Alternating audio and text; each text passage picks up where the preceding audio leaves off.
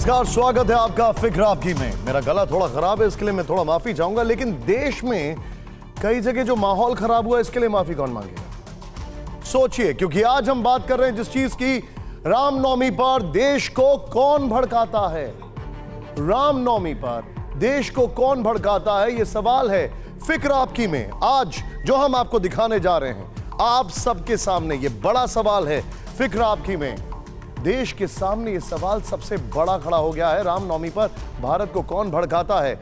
सबसे पहले आपको पश्चिम बंगाल के हावड़ा का वीडियो दिखाते हैं। जरा ध्यान से देखिएगा, ये तस्वीरें जो मेरे पीछे चल रही हैं इनको देखिए अब आप। किस तरीके से शिवपुर में हिंसा हुई और शिवपुर में रामनवमी की शोभा यात्रा के दौरान दो गुटों में झड़प हो गई। ये तस्वीरें उसी की देख रहे हैं आप। किस तरीके से यहां पर कई गाड़ियों को फूंक दिया जाता है, ये तस्वीर आपने देखी। इसके बाद अगली तस्वीर में आपको दिखाता हूं। इस तस्वीर में आप देखें जरा किस तरीके से हालात एकदम 30 मार्च हावड़ा शाम की तस्वीर है। एकाएक पत्थरबाजी होती है, उपद्रवियों ने सब कुछ आग के हवाले कर दिया वहां पर, और इस सब का अंदेशा था। लेकिन इस सब के बीच में अगली खबर मैं आपको दिखा रहा हूं। हावड़ा में हिंसा का दूसरा वीडियो अब आप देखिए। हावड़ा के शिवपुर में उपद्रवियों ने पत्थरबाजी की, सड़क पर ईंट पत्थर दूर दूर तक बिखरे पड़े हुए दिखाई दिए। ये देखिए पत्थरबाजी हुई, आग लगाने का खेल कई जगह खेला गया। आग लगाई गई, शोभा यात्रा के दौरान हिंसा हुई, पुलिस वहां पर थी, लेकिन चीजें थोड़ी देर पहले तक आउट ऑफ कंट्रोल दिखाई दे रही थी। अगली तस्वीर में आपको दिखा रहा हूं, जरा यहां देखिए।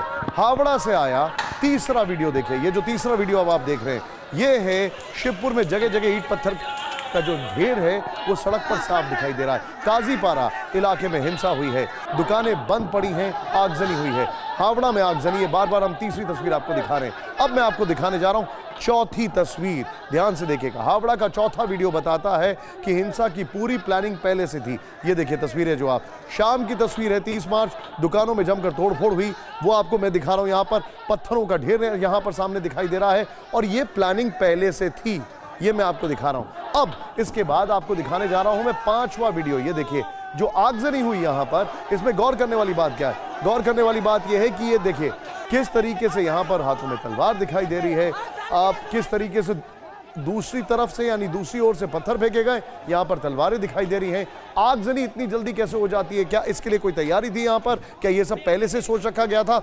हावड़ा में अभी क्या हालात हैं, टीवी9 भारतवर्ष के जो संवाददाता हैं अरित्रा घोष मौके पर हैं, उनकी आंखों देखी। बंगाल के हावड़ा में एक मिছিল में पाथर वृष्टि हो रहा है, भांगचूर हो रहा है। बंगाल के हावड़ा में एक मिছিল में पाथर वृष्टि हो रहा है, वहाँ पर जो मिছিল हो रहा है, मिছিল के बारे में भांगचूर हो रहा है। आग लगा दिया मिছিল का जो गाड़ी था, जो मिছিল का इंस्ट्रूमेंट था सबका।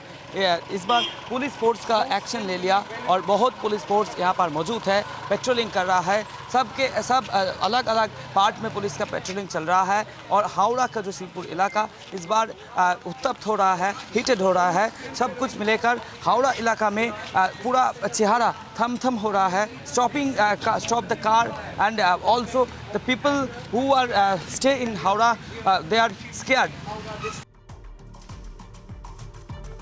अब हम आपको दो तस्वीरें दिखाते हैं। ये दो तस्वीरें साजिश वाली उस थ्योरी को सच साबित करती हैं कि क्या रामनवमी पर देश को कोई भड़काना चाहता है। पहला वीडियो हावड़ा के काजीपारा का है, जहां आज हिंसा हुई, जबकि दूसरी तस्वीर श्रीनगर से आई है। यहां लाल चौक से हब्बा कदल के रास्ते में श्री कृष्ण की शोभा यात्रा निकाली गई। यह इलाका पूरी तरह से मुस्लिम बहुल इलाका है, डाउनटाउन का इलाका है। एक जमाने में कर्फ्यू लगता था, लेकिन यहां कोई हिंसा, कोई हंगामा नहीं हुआ। ये तस्वीरें देख रहे हैं आप, यहां पर कोई हिंसा, कोई हंगामा नहीं हुआ। लेकिन ये तस्वीर देखिए।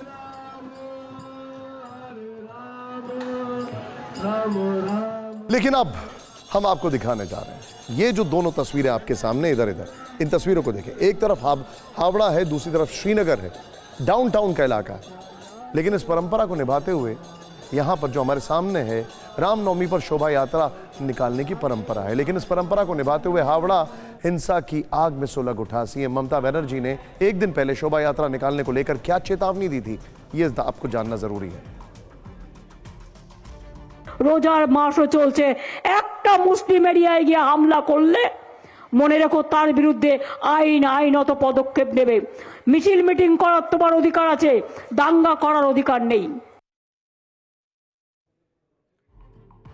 मुख्यमंत्री ममता बनर्जी के कल का बयान बताता है कि सरकार को गड़बड़ी की आशंका थी, यानी कि कोई इंटेलिजेंस थी। ऐसे में सवाल उठता है कि ममता बनर्जी हिंसा फैलाने वालों के खिलाफ क्या एक्शन लेती हैं। ये सवाल इसलिए क्योंकि उनके विरोधी सवाल उठा रहे हैं। रामनवमी पर ममता का मुस्लिम कार्ड क्यों, क्या जरूरत थी? आप स्टेट की चीफ मिनिस्टर हैं, हिंदू मुस्लिम वाली बात करने की क्या आवश्यकता है? हावड़ा हिंसा से पहले पुलिस अलर्ट क्यों नहीं थी? इंटेलिजेंस तो थी। अगर ममता जी को पता है ऐसा कुछ हुआ है, उनको ऐसा लग रहा था, तो भी पश्चिम बंगाल में कानून व्यवस्था कटघरे में क्यों आ जाती है ऐसे जब भी आयोजन होते हैं? महाराष्ट्र में रामनवमी और रमजान पर हिंसा को लेकर कैसी सियासत हो रही है, जरा ये भी सुनिए। स्थिति बहुत गंभीर है। ये सरकार के जो लोग हैं वो अब सिर्फ उस काम को लगे हैं कि इसमें इस राज्य में अस्थिरता और अशांति का निर्माण, दंगे हो, ये तनाव पैदा किया जा रहा है। ये सब कुछ कौन कर रहा है? ये शिवसेना नहीं कर रही है। Shiv Sena means original Shiv Sena, duplicate Shiv Sena वाले काम कर। ये दोनों त्यौहार सभी के लिए बहुत महत्वपूर्ण है। अगर हिंदू भाई रामनवमी मना रहे हैं तो रमज़ान हमारे लिए भी उतना महत्वपूर्ण है। मैं आप लोगों से हाथ जोड़कर गुजारिश करता हूं कि मेहरबानी करके हमारे इस मुबारक महीने को ख़राब मत करिएगा। रामनवमी शोभा यात्रा के दौरान लखनऊ में भी झड़प की खबरें आई हैं सामने। ये सीसीटीवी वीडियो मैं आपको लखनऊ से दिखा रहा हूं, जरा ध्यान से देखिए किस तरीके से लखनऊ में झड़प हुई। यहां पर भी अब झंडे दिखाई दे रहे हैं, पत्थरबाजी हो रही है, बाद में पुलिस यहां पर दिखाई दे रही है। पुलिस ने 7 लोगों को गिरफ्तार भी कर लिया है, ये भी जानकारी आ रही है। लेकिन लखनऊ में जानकीपुरम थाने का ये मामला है जहां पर यह घटनाक्रम हुआ। पुलिस ने मौके पर पहुंचकर स्थिति को संभालने की कोशिश भी की है। दोनों ओर से अपनी ताकत दिखाने की कोशिश की गई, 7 लोगों को गिरफ्तार किया गया है। लेकिन इस सब के बीच में काफी जमकर यह बवाल हुआ। दूसरा गुट जो था वो झांकी निकालने का विरोध कर रहा था, एक गुट वहां पर झांकी निकाल रहा था। लेकिन अब रामनवमी पर हिंसा लगातार क्यों हो रही है? 10 अप्रैल 2022, ये देखिए अब आपको जो फैक्ट्स दिखाते हैं। 10 अप्रैल 2022 गुजरात, एमपी, झारखंड, पश्चिम बंगाल में हिंसा हुई, जिसके वीडियोस हमने आपको दिखाए। गुजरात में हुई हिंसा में एक व्यक्ति की मौत हुई थी 10 अप्रैल 2022। खरगांव में हुई हिंसा में कई वाहन, घर जलाए गए, ये भी हमारे सामने फैक्ट्स हैं। झारखंड के बोकारो और लोहरदगा में हिंसा हुई थी, 2022 की मैं बात कर रहा हूं। ये देखिए आगजनी पत्थरबाजी में कई लोग घायल हुए थे, 2022 की मैं बात कर रहा हूं, 10 अप्रैल की बात कर रहे हैं। बार बार ऐसा क्यों हो रहा है? एक पैटर्न है। पश्चिम बंगाल में रामनवमी जुलूस पर हमला हुआ था। आज एक बार फिर से ऐसी तस्वीर दिखाई दी है। यहां पर अब वो सवाल जिनके जवाब मिलना देश के लिए बहुत जरूरी है। लगातार दूसरे साल रामनवमी पर हिंसा क्यों हुई है? यह बड़ा सवाल है। शोभा यात्रा के दौरान पत्थरबाजी, आगजनी क्यों हुई है? सोचिए। फिर शोभा यात्रा के समय नफरत फैलाने का जिम्मेदार कौन है? वो लगातार दूसरे अगर बात की जाए धार्मिक आयोजन शांतिपूर्ण तरीके से क्यों नहीं हो सकते हैं? ये सवाल हमारे सामने है। फिर रामनवमी पर देश को भड़काने का प्लान बना कौन रहा है? हम भारत के लोग के खिलाफ इंटरनेशनल साजिश। रामनवमी पर सीरियल साजिश के बाद सवाल है कि क्या 2024 के चुनाव से पहले प्रधानमंत्री नरेंद्र मोदी को हटाने की इंटरनेशनल साजिश चल रही है? यह सवाल इसलिए उठा क्योंकि देश के अंदरूनी मामलों और राजनीति को लेकर साजिश का त्रिकोण बनता दिख रहा है। यह ट्रायंगल जर्मनी से लेकर अमेरिका और चीन तक फैला हुआ है। यह है वो ट्रायंगल, अमेरिका, जर्मनी, चीन, यानी कि 3 तरफ से यह सामने आ रहा है। वेस्ट और ईस्ट दोनों तरफ से अगर बात की जाए, अगर हम भारत विरोधी इस ट्रायंगल के चेहरे को डिकोड करने वाले हैं, जो कि अब आपके सामने हम लेकर आए हैं। सबसे पहले बात जर्मनी की, जिसने राहुल गांधी के बहाने भारत के अंदरूनी मामले में दखल दी है, मोदी सरकार के खिलाफ नेगेटिव एजेंडा चलाने की कोशिश की है। जर्मन विदेश मंत्रालय के प्रवक्ता ने कहा है कि राहुल गांधी के मामले पर हमारी नजर है। राहुल गांधी फैसले के खिलाफ अपील की स्थिति में हैं।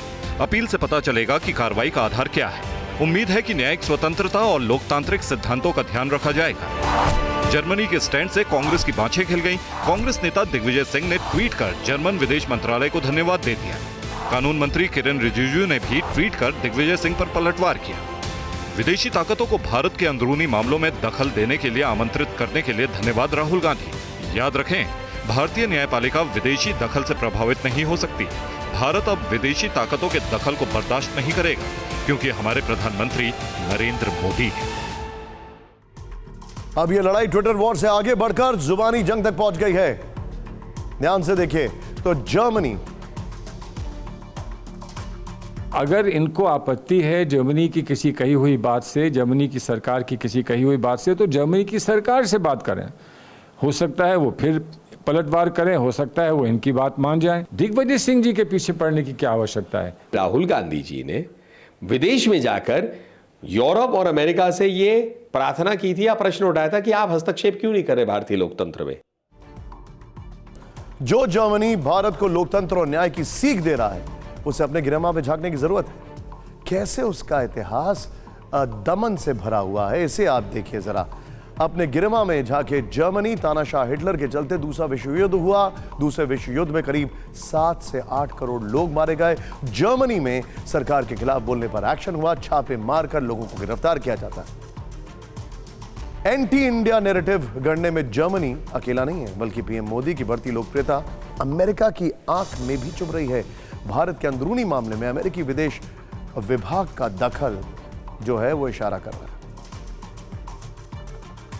For the rule of law and judicial independence is a cornerstone of any democracy, and we're watching Mr. Gandhi's case in Indian courts. Modi सरकार की छवि खराब करने के लिए भारत में अंदरूनी मामले में दखल देकर लोकतंत्र का पाठ पढ़ाने वाले अमेरिका को ये तस्वीरें नहीं भूलनी चाहिए। खुद को दुनिया के सबसे बड़े लोकतंत्र के तौर पर पेश करने वाले अमेरिका के एक पूर्व राष्ट्रपति ने ही कैसे लोकतंत्र के मंदिर का अपमान किया, ये तस्वीरें आप सबको मालूम है।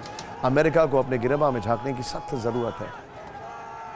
कैसे विदेशी ताकतों का एक पूरा इकोसिस्टम भारत विरोधी एजेंडे पर काम कर रहा है। अमेरिका की मशहूर टाइम मैगजीन का आर्टिकल इससे पर्दा उठा रहा है। यह आर्टिकल सिमरनजीत सिंह ने लिखा है और आर्टिकल के जरिए कैसे भारत को बदनाम करने की साजिश रची गई है, यह देखिए बात।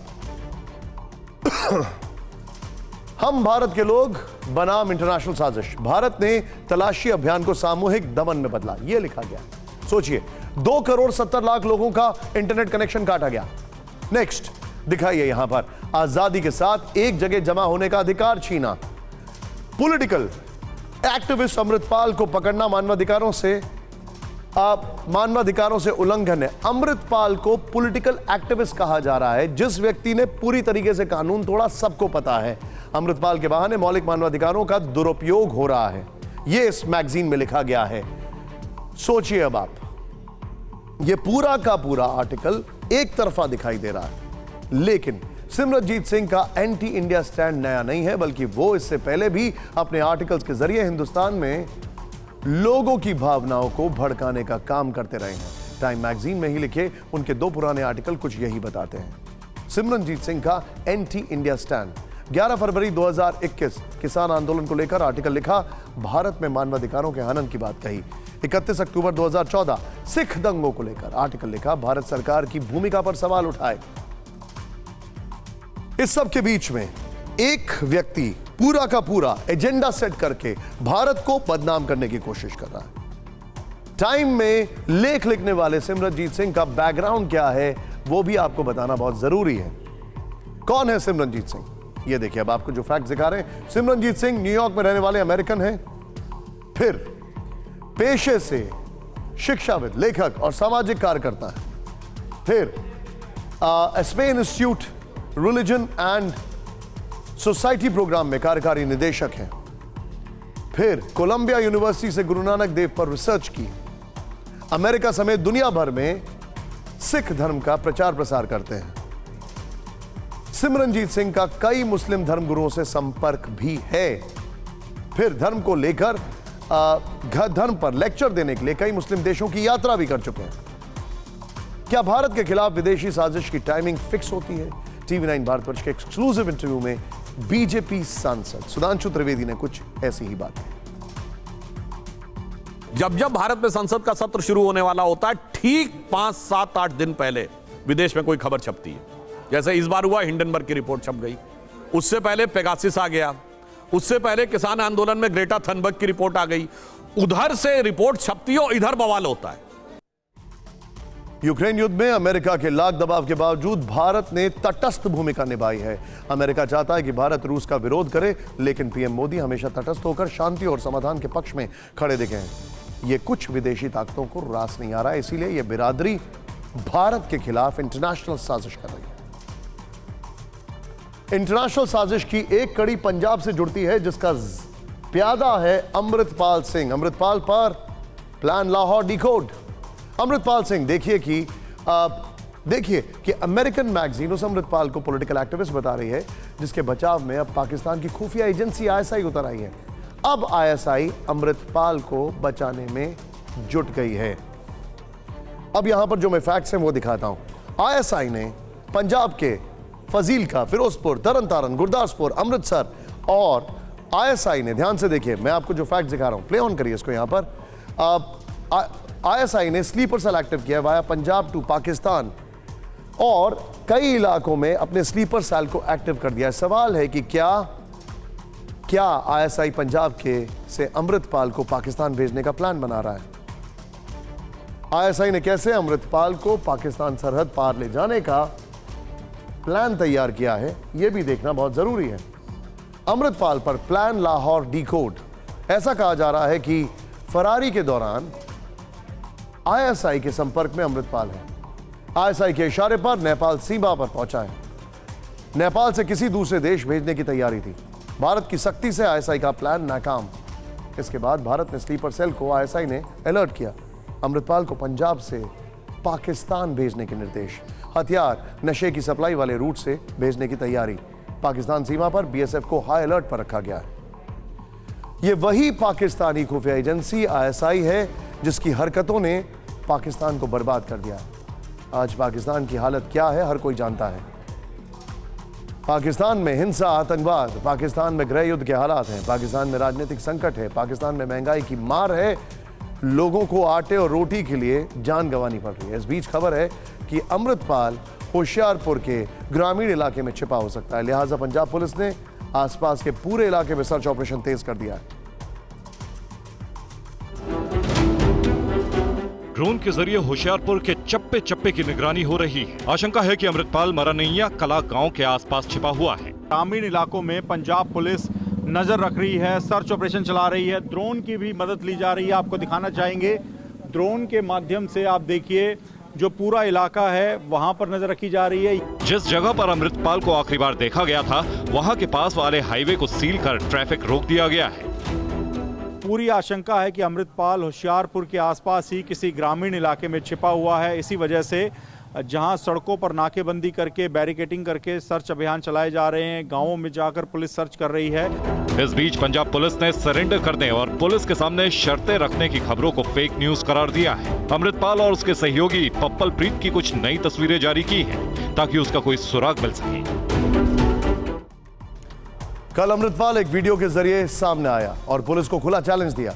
आज अमृतपाल का एक वीडियो आया है जो बताता है कि अमृतपाल डर रहा है। ये दो तस्वीरें बताती हैं कि 13 दिन की फरारी के बाद अमृतपाल के तेवर कैसे बदल गए हैं। अमृतपाल जब तक पुलिस और सुरक्षा एजेंसियों के रडार पर नहीं था, बेधड़क होकर लोगों को भड़काने का काम कर रहा था। कल भले ही उसने वीडियो जारी कर पुलिस को खुला चैलेंज दिया, लेकिन उसकी बॉडी लैंग्वेज से वो आक्रामक अंदाज गायब था। वो कैमरा तक फेस नहीं कर पा रहा था। इसका संकेत वीडियो जारी होने के अगले ही दिन मिल गया। अमृतपाल का एक ऑडियो सामने आया है जिसमें उसने कहा है कि मेरे को आदत ही नहीं है कि मैं कैमरे की तरफ देखकर बोलूं। उस दिन मेरी तबीयत ठीक नहीं थी। मैं चढ़ती कला में नहीं हूं। मेरी गिरफ्तारी की कोई बात किसी के साथ नहीं हुई है।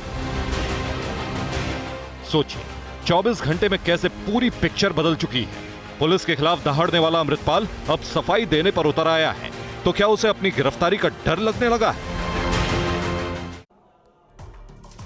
अब बात इंदौर की, जहां मंदिर हादसे का एक दर्दनाक वीडियो सामने आया है। इस वीडियो में एक महिला को रस्सी से बांधकर ऊपर लाया जा रहा था, लेकिन इस दौरान रस्सी टूट गई और महिला फिर से बावड़ी में गिर गई। पीएम मोदी ने मृतकों के परिवार को 2 लाख रुपए की मदद का ऐलान किया है। तस्वीर देखिए, इस महिला को लेकर आया जा रहा था। वहां पर कोई ट्रेन्ड रेस्क्यू टीम है ऐसा नहीं दिखाई दे रहा है। रस्सी पहले ही टूट जाती है, महिला को हाथ से पकड़ा हुआ था और ये हाथ अपना आदमी हटाता है, महिला की ग्रिप कमजोर हो जाती है। जाहिर तौर पर वो ऊपर चढ़ते चढ़ते थक चुकी थी, उनको ये सब करने की आदत नहीं है और वो सीधे नीचे गिर जाती है। ये बहुत विचलित करने वाली तस्वीर है। ये दर्दनाक हादसा इंदौर के श्री बल्लेश्वर महादेव झूलेलाल मंदिर में हुआ था। सुबह छत ढहने से कई श्रद्धालु बावड़ी में गिर गए थे। इस घटना में मृतकों की संख्या बढ़कर अब 13 हो चुकी है। 24 लोग अब भी लापता हैं। इस बीच मंदिर प्रबंधन की लापरवाही भी सामने आई है। निजी मंदिर में बावड़ी के निर्माण को लेकर 1 साल पहले ही प्रशासन ने आपत्ति जताई थी। रामनवमी को मर्यादा पुरुषोत्तम भगवान श्री राम का जन्म हुआ था। आज वही दिन है। इस विशेष मौके पर यूपी सरकार ने बड़ी पहल की। अयोध्या में हेलीकॉप्टर सेवा शुरू की गई। खासतौर से 15 दिनों तक अयोध्या धाम में ट्रायल पर हवाई दर्शन की सुविधा शुरू की गई। हेलीकॉप्टर से हमारी संवाददाता प्रीति श्रीवास्तव की एक्सक्लूसिव आंखों देखी। हम आपको हेलीकॉप्टर की सैर करवाएंगे और साथ ही बताएंगे कि पूरा अयोध्या धाम आप किस तरीके से यहाँ पर हेलीकॉप्टर के माध्यम से आप दर्शन कर सकते हैं। और हमारे साथ होंगे संत राजू दास।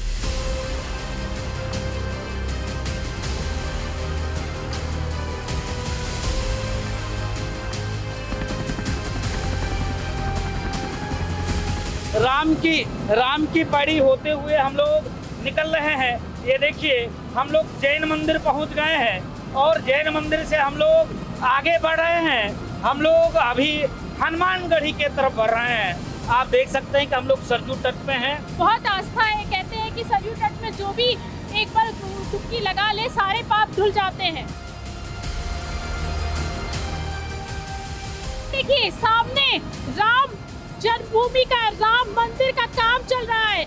जल्दी जो है वो भक्त यहाँ पर दर्शन कर पाएंगे, राम लला के दर्शन यहाँ पर कर पाएंगे। कहा जाता है कि जो एक बार राम लला के दर्शन कर ले उसके सारे दुख हट लेते हैं भगवान। राम लला के दर्शन हम आपको दिखा रहे हैं हेलीकॉप्टर के माध्यम से। जो भक्त है वो यहाँ पर राम लला के दर्शन करेंगे। कनक भवन से लेकर हनुमानगढ़ी से लेकर पूरे अयोध्या के जो दर्शन है वो किए जाएंगे। तो यहाँ पर हमारे दर्शकों ने दर्शन किए, पूरे अयोध्या धाम के दर्शन किए गए। कैमरामैन खुर्शीद के साथ प्रीति श्रीवास्तव, TV9 भारतवर्ष, लखनऊ। लेकिन इस सब के बीच में अब हम बात करने जा रहे हैं किसकी, वो यहां पर है मई में महायुद्ध। हम बात कर रहे हैं यूक्रेन वॉर की और इसी के साथ इस वक्त की पहली बड़ी खबर आपको दिखा रहे हैं। यूक्रेनी फ्रंटलाइन पर दिखा MLRS का अटैक का वीडियो दिखाइए जरा विजुअल्स। चेक MLRS से यूक्रेन का नॉन स्टॉप अटैक।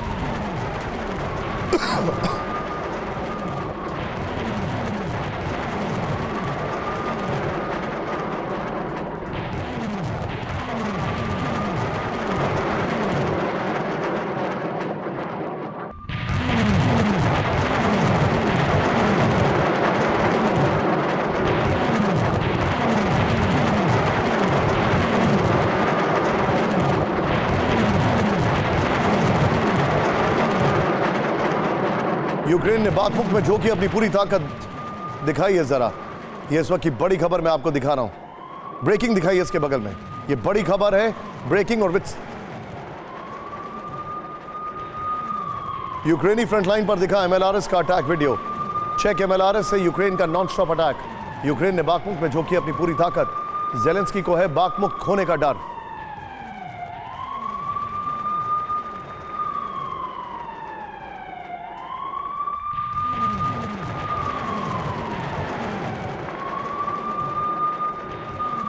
इस सब के बीच में एक और बड़ी खबर सीधे मैं दिखाता हूं। बाखमुख में रूसी ठिकानों पर यूक्रेन की बमबारी। ब्रेक करें इस वक्त की बड़ी खबर with the visuals. Wagner group के ठिकानों पर यूक्रेनी मिसाइल अटैक। ये देखिए तस्वीरें आप, एम्बियंस अप करिएगा इसका जरा। बहुमंजिला इमारत में वैगनर के ठिकानों को उड़ाया गया। बाखमुख में 6000 वैगनर फाइटर होने का दावा। ये दोनों ब्रेकिंग दिखाई है। एक तरफ बाखमुख पर अटैक किया जा रहा है और दूसरी तरफ आपके सामने जो तस्वीर है वो सीधे तौर पर ये देखिए किस तरीके से हालात बदले हैं वहां पर।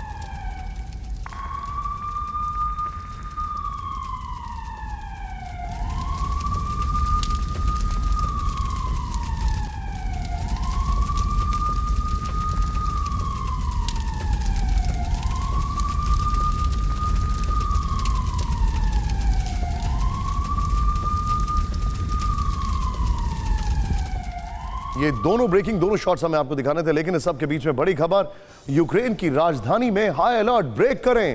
ये बहुत बड़ी खबर मैं आपको दिखा रहा हूं। यूक्रेन की राजधानी कीव में हाई अलर्ट हो गया। ये देखिए अब आप, राजधानी कीव में एयर रेड अलर्ट हो चुका है। लोगों को बॉम्ब शेल्टर्स में जाने को कहा गया है। ब्लैक सी में क्रूज मिसाइलों के साथ रूसी शिप और सबमरीन।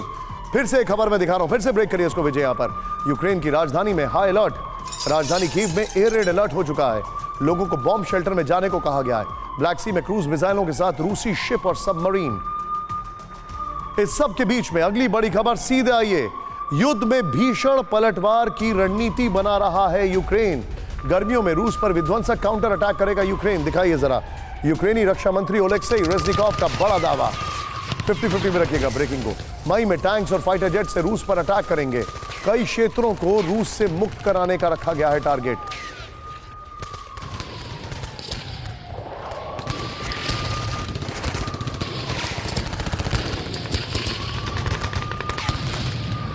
इस सब के बीच में सीधे आपको दिखाता हूं एक और बड़ी खबर, सीधे आइए। हाइब्रिड वॉर की तैयारी में रूस को मिली सफलता। रूस ने मिलिट्री सैटेलाइट सोयूज 2-1V को ऑर्बिट में भेजा। रूसी डिफेंस मिनिस्ट्री ने खुद किया बड़ा दावा।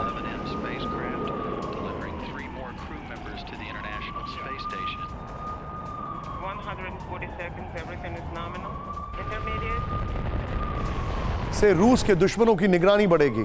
सीधे देखिए, मैं चाहूंगा विजय आइए जरा बिग बॉल पर यहां पर, और बिग बॉल के साथ ये दोनों ब्रेकिंग नीचे one after the another with the respective shot दिखाइए। अब जरा फैक्ट्स देखिए आप। एक तरफ यूक्रेन का काउंटर अटैक प्लान है, तो दूसरी तरफ रूस का हाइब्रिड वॉर प्लान है। आइए इन दोनों बड़ी खबर को समझते हैं। यूक्रेन के रक्षा मंत्री रेज़निकोव ने किया है ऐलान, मिलिट्री सैटेलाइट ऑर्बिट में सफलतापूर्वक स्थापित। ये रूस की तरफ से कहा गया है, सिर्फ वॉल को ही रखिएगा। यूक्रेन का काउंटर अटैक का प्लान तैयार है। यहां पर सोयूज 2.1V जो है उसको लॉन्च किया गया है। ये एक मिलिट्री सैटेलाइट है। सोचिए अब आप, नेक्स्ट दिखाइए। आप वेस्ट से मिले टैंक्स का इस्तेमाल करेगा यूक्रेन। रूसी रक्षा मंत्रालय ने मिलिट्री सैटेलाइट की जानकारी दी है। दोनों तरफ से बड़ी तैयारी चल रही है। अप्रैल मई से शुरू हो जाएगा काउंटर अटैक यूक्रेन की तरफ से। रूस की अगर बात की जाए, सैटेलाइट ऑन बोर्ड सिस्टम ने काम करना भी शुरू कर दिया है। यह भी इंफॉर्मेशन आ रही है। मई तक रूसी कब्जे वाले इलाके मुक्त कराएगा रूसी मिलिट्री सैटेलाइट। यूक्रेन नेटो के लिए चुनौती है, यह भी हमारे पास इंफॉर्मेशन है। कीव, चेरनीव, सूमी, खार्किव की तरह बाकी मुक्त होंगे। वहां पर रूसी मिलिट्री की ग्राउंड फैसिलिटी को कंट्रोल कर सकता है। इस सब के बीच में अगली बड़ी खबर है, बहुत बड़ी खबर मैं आपको दिखाने जा रहा हूं। ध्यान से देखिएगा, रूस से इस वक्त की सबसे बड़ी खबर है। विद द विजुअल्स ब्रेक करिएगा। 50-50 में वॉल स्ट्रीट जर्नल कोरेस्पॉन्डेंट जासूसी करते गिरफ्तार।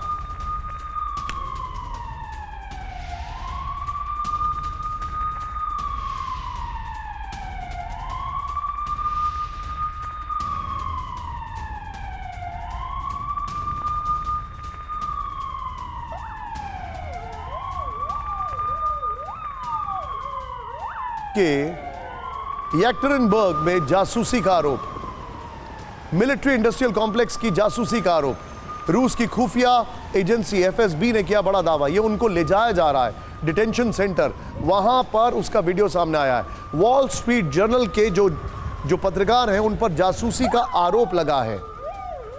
FSB का कहना है कि वो जासूसी कर रहे थे रशिया के मिलिट्री इंडस्ट्रियल कॉम्प्लेक्स की, और येक्टरिनबर्ग वहां पर उनको गिरफ्तार किया गया है।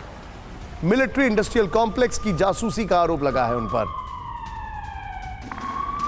इस सब के बीच में एक और बड़ी खबर, दुश्मन देशों के खिलाफ अब लंबी चलेगी लड़ाई। ब्रेक करें, क्रेमलिन प्रवक्ता पेस्कॉव का बहुत बड़ा बयान। मॉस्को अपने सभी मिलिट्री टारगेट पूरा करेगा, पेस्कॉव ने कहा। पुतिन को रूसी नागरिकों का पूरा समर्थन, पेस्कॉव ने कहा। रूस के दिग्गज सांस्कृतिक और राजनीतिक नेताओं के साथ डिनर पर बोले पेस्कॉव। सीधा आइए, ये जो खबर है इसको जरा ध्यान से देखिए अब पश्चिम से लंबी लड़ाई, फुल एंड फाइनल तैयारी। रूस के खिलाफ पश्चिम हाइब्रिड वॉर अभी काफी वक्त तक चलेगा, ये इंफॉर्मेशन है। सभी सहयोगियों को वॉर के लिए लंबी तैयारी करनी होगी। राष्ट्रपति पुतिन को रूसी नागरिकों का पूरा समर्थन हासिल है, यह कहा है। रूस के लोग चाहते हैं कि यूक्रेन में हम अपने हर गोल को हासिल करें, क्रेमलिन के प्रवक्ता दिमित्री पेस्कॉव ने कहा है।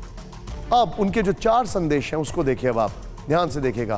पहला उन्होंने कहा है टफ रुख अख्तियार करें, फिर खुद के प्रति वफादार बने, एक सोच के साथ काम करें, पुतिन के साथ एकजुट हों। इस सब के बीच में अब मैं आपको दिखाने जा रहा हूं जो खबर, उसको जरा ध्यान से देखिएगा। युद्ध में बरसेगा यूरेनियम। दुनिया में न्यूक्लियर युद्ध का खतरा कई गुना बढ़ा। इस वक्त की बड़ी खबर, ब्रेक करें।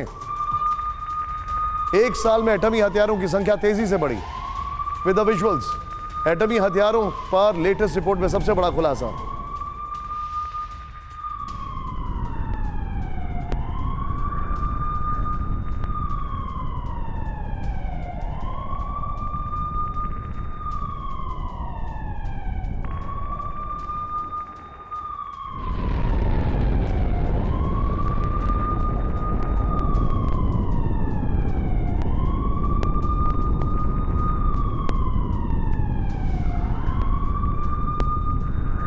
बाद न्यूक्लियर वेपन को लेकर होड़।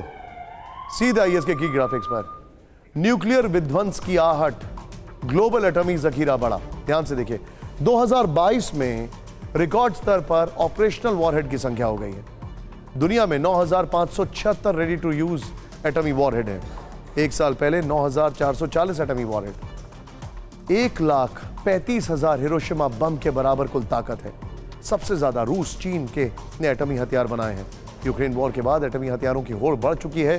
फिलहाल दुनिया में नॉन न्यूक्लियर पावर वाले देश, कई और देशों के पास एटमी हथियार होने की आशंका है।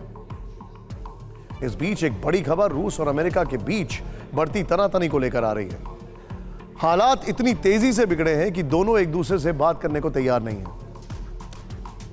रूस अमेरिका से अब कोई न्यूक्लियर जानकारी शेयर नहीं करेगा। रूस अमेरिका को मिसाइल टेस्ट और ड्रिल की भी जानकारी नहीं देगा। पुतिन ने पिछले महीने यूएस के साथ स्टार्ट संधि को रद्द कर दिया था। रूस की दलील है कि अमेरिका और उसके सहयोगियों का लक्ष्य हमारी हार है। रूस का कहना है कि ऐसे में मॉस्को पश्चिम को एटमी हथियारों की जानकारी कैसे देगा। बेलारूस में एटमी तैनाती को लेकर पश्चिम को यह सीधा सीधा मैसेज दिया गया है। खबर इतनी नहीं है कि रूस और अमेरिका का कनेक्शन कट गया है। अब युद्ध का एक और फ्रंट खुलता दिखाई दे रहा है। चीन के राष्ट्रपति शी जिनपिंग ने बहुत बड़ा ऐलान कर दिया है। देखिए रिपोर्ट।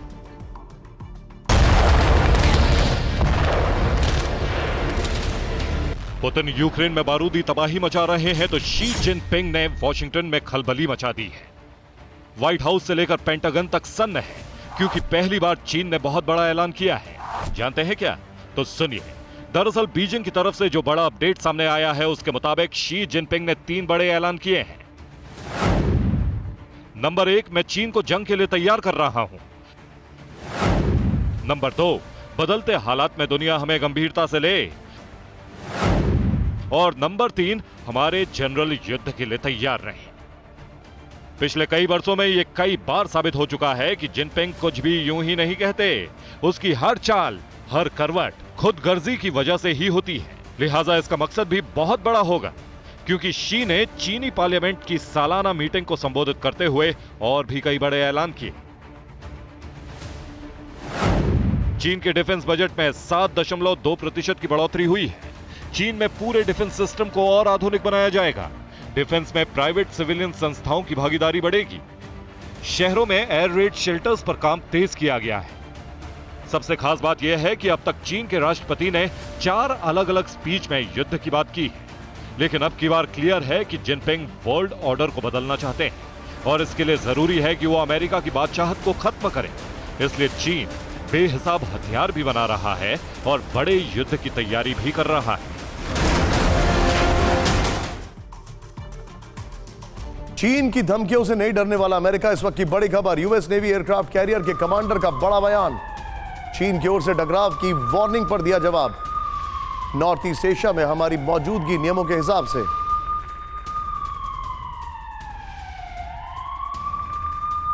अब यह साफ हो चुका है कि खुदगर्जी के लिए मशहूर चीन किसी भी हद तक जा सकता है, लेकिन इस बीच अमेरिका के यूएसएस निमित्ज के commander rear admiral Christopher Sweeney ने क्या कहा है यह देखना जरूरी है। सीधे आइए।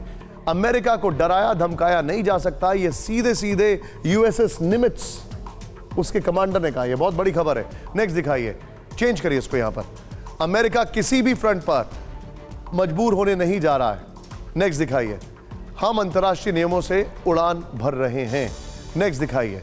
साउथ कोरियन पोर्ट पर पहुंचा यूएसएस निमित्ज। नेक्स्ट दिखाइए। जापान दक्षिण कोरिया के साथ ड्रिल कर रहा है यूएस। फिर दिखाइए यहां पर यूएस एयरक्राफ्ट कैरियर पर चीन ने वार्निंग दी है। यह फैक्ट है। अब इस सब के बीच में बाल्टिक सागर में नेटो की वॉर ड्रिल की तस्वीरें आ रही हैं। वो देखिए अब आप, ये मैसेज किसको दिया जा रहा है? बाल्टिक सागर में सीधे तौर पर रशिया को। फाइटर जेट ने युद्ध अभ्यास में ताकत दिखाई। MiG-29, F-16 विजुअल्स के साथ F-35 और राफेल ने भरी उड़ान। पोलैंड, नीदरलैंड और फ्रांस युद्ध अभ्यास में शामिल।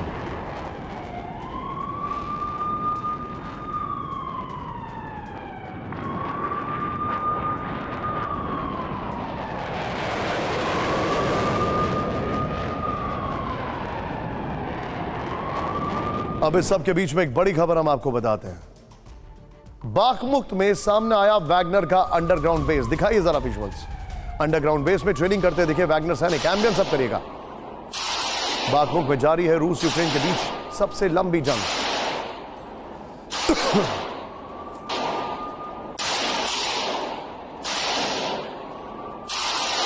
इस सब के बीच में एक और बड़ी खबर मैं आपको बता दूं। एक तरफ यह है और अब इसके साथ में दोनों शॉट्स दिखाऊंगा। ज़ेलेंस्की को सता रहा है बाखमुख्त में हार का डर। ब्रेक करें विद द विजुअल्स। बाखमुख्त हारते ही हो सकती है भारी मुश्किल, ज़ेलेंस्की ने कहा। दिखाइए जरा। खुद ज़ेलेंस्की बोले ऐसा हुआ तो हम बैकफुट पर होंगे।